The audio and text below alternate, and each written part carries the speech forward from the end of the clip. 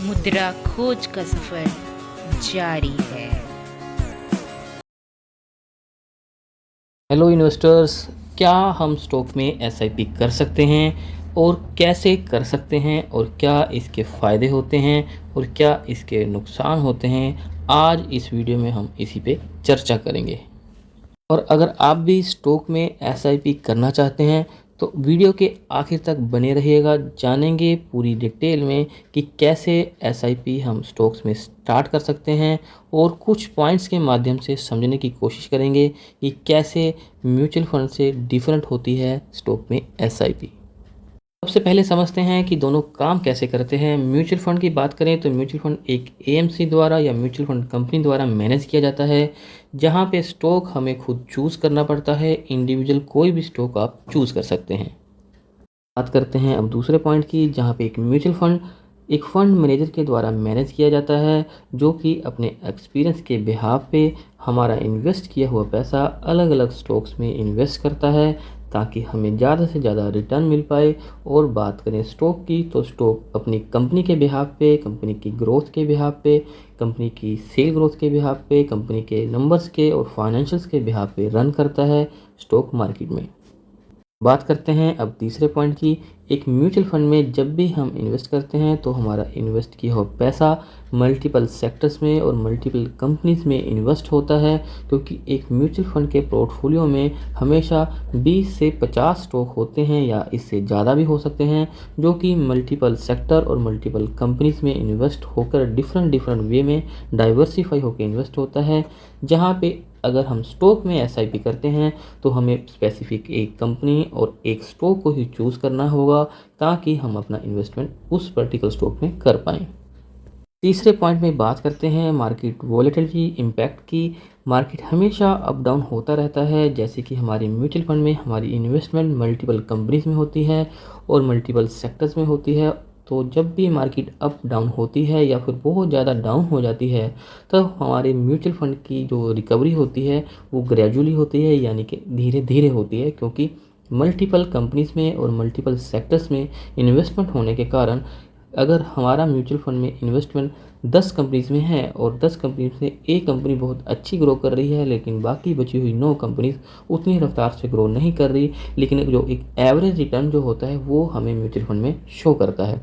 अगर हम स्टॉक पे देखें तो जब भी मार्केट अप एंड डाउन होता है या बहुत ज़्यादा करेक्ट हो जाता है, और अगर हम एसआईपी कर रहे हैं स्टॉक्स में और हमारा स्टॉक एक लार्ज कैप कंपनी का है और एक मार्केट लीडर है, और लेकिन मार्केट करेक्शन के साथ बहुत करेक्ट हो चुका है, तो सबसे पहले मार्केट रिकवर होते वो सबसे पहले रिकवर होगा as compare with the mutual fund, जो कि जहाँ पे हमें ग्रेजुअली इम्प्रूवमेंट दिखाई देगा म्यूचुअल फंड में, लेकिन स्टॉक में जो हमारा इम्प्रूवमेंट होगा वो जल्दी दिखाई दे सकता है अगर हमारा इन्वेस्टमेंट मार्केट लीडर में होगा और एक अच्छे स्टॉक में होगा।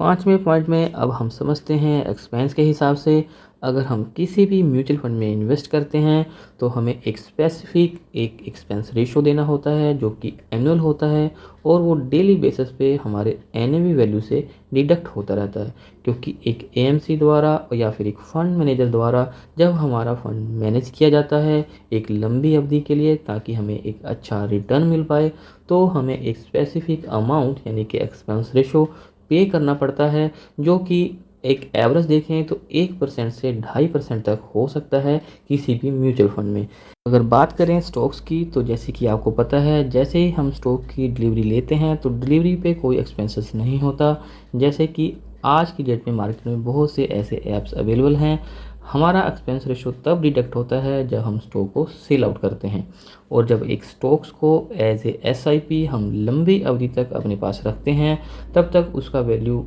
बहुत मैच्योर हो चुका होता है, और एक लंबी अवधि पे as compare with the mutual fund expense ratio बहुत कम हो जाता है। अब क्वेश्चन आता है कि एसआईपी के लिए स्टॉक को चूज़ कैसे किया जाए, तो आइए उसको भी समझते हैं कुछ पॉइंट्स के माध्यम से। तो स्टॉक में एसआईपी स्टार्ट करने से पहले आपको सबसे पहले सेक्टर्स को आइडेंटिफाई करना होगा, क्योंकि अगर आप देखेंगे कि मार्केट में बहुत से सेक्टर्स होते हैं, लेकिन आपको आइडेंटिफाई करना है कि आने वाले समय में सबसे ज़्यादा कौन से सेक्टर्स में स्कोप है और कौन से सेक्टर्स में आपको सबसे ज़्यादा ग्रोथ मिलने वाली है। क्योंकि जो आप स्टॉक चूज़ करोगे वो स्टॉक पर्टिकुलर उसी सेक्टर से होना चाहिए, ताकि जैसे जैसे वो सेक्टर ग्रो करेगा और आपका इन्वेस्टमेंट भी उसके साथ उसी रफ्तार से ग्रो करेगा। समझते हैं दूसरे पॉइंट में, जब भी हम कोई स्टॉक चूज़ करें एसआईपी के लिए एक लंबी अवधि के लिए, ताकि वो हमें अच्छे से अच्छा रिटर्न दे पाए, तो वो स्टॉक मार्केट लीडर होना चाहिए अपने पीयर्स के अंदर, अपने सेक्टर्स के अंदर और अपने कंपटीटर्स के अंदर। जब वो मार्केट लीडर होगा तब हमें एक लंबी अवधि पे वो ज़्यादा से ज़्यादा रिटर्न दे पाएगा और वहाँ पे हमारे लॉस होने के चांसेस भी बहुत ज़्यादा कम हो जाते हैं, क्योंकि एक मार्केट लीडर अपने पीयर्स को लीड करता है और बाकी जो कंपनीज होती हैं उसको ही फॉलो करती हैं। उस चांस में हमें ज़्यादा से ज़्यादा रिटर्न मिलने के चांसेस और ज़्यादा बढ़ जाते हैं। तीसरे पॉइंट में बात करते हैं पोर्टफोलियो एलोकेशन की। जब भी हम किसी स्टॉक्स में एसआईपी करते हैं तब हमें वहाँ पे मल्टीपल स्टॉक्स रखने पड़ते हैं, लेकिन उसका एक रेशो होना बहुत ज़रूरी है कि लार्ज कैप में आपका कंट्रीब्यूशन कितना रहेगा और मिड कैप में कितना रहेगा और स्मॉल कैप में कितना रहेगा। एक एवरेज के हिसाब से देखा जाए तो हमें लार्ज कैप में 40% और मिड कैप में 30% और स्मॉल कैप में 30% का कंट्रीब्यूशन रखना चाहिए, ताकि हमारा जो पोर्टफोलियो एसआईपी का स्टॉक्स में बनेगा वो हमें एक एवरेज और एक अच्छा रिटर्न दे पाए। फोर्थ पॉइंट में बात करते हैं अब स्टॉक प्राइस की। जो भी स्टॉक आप चूज़ करें एसआईपी के लिए उसका करंट मार्केट में प्राइस 2000 रुपये से कम होना चाहिए, ताकि जब भी आप एक पोर्टफोलियो क्रिएट करें एसआईपी में स्टॉक में एसआईपी के लिए उसमें मल्टीपल स्टॉक अवेलेबल हों।